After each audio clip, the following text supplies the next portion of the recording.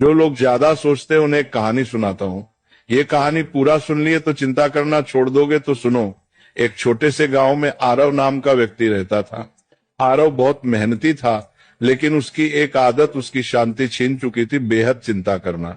सुबह उठते ही वो सोचता, कल क्या होगा, पैसा रहेगा या नहीं, लोग क्या कहेंगे, परिवार सुरक्षित रहेगा या नहीं। रात को सोने जाता, तब भी उसका दिमाग रुका नहीं करता। एक दिन अत्यधिक चिंता के कारण उसकी तबीयत बिगड़ गई। गांव के लोग उसे पास के पहाड़ पर रहने वाले एक संत के पास ले गए। संत बहुत सरल जीवन जीते थे, न ज्यादा बोलना न ज्यादा सोचना। आरव ने संत से कहा, महाराज, मेरा मन कभी शांत नहीं होता, मैं हर समय डर और चिंता में रहता हूँ। संत मुस्कुराए और पास रखी एक मिट्टी की मटकी उठाई। उन्होंने कहा, इस मटकी को पानी से भर दो। आरव ने मटकी भर दी।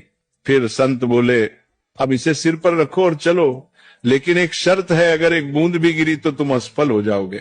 आरव पूरी तरह मटकी पर ध्यान लगाकर चलने लगा।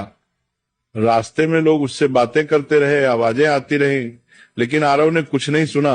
वह सिर्फ मटकी पर ध्यान देता रहा।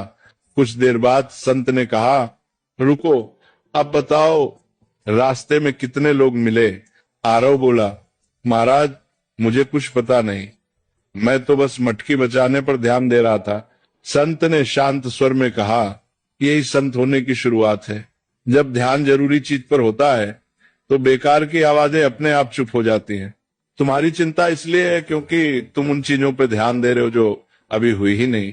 फिर संत ने आगे कहा, जो तुम्हारे हाथ में है कर्म, उसे ईमानदारी से करो। जो तुम्हारे हाथ में नहीं, भविष्य से भगवान पर छोड़ दो। यही संत का मन है। उस दिन आरव समझ गया, संत होना जंगल में जाना नहीं है, संत होना मन की अनावश्यक चिंताओं को छोड़ देना है। धीरे धीरे आरव ने चिंता कम की, वर्तमान में जीना सीखा, और वही व्यक्ति जो कभी बेचैन रहता था, अब दूसरों को शांति की सीख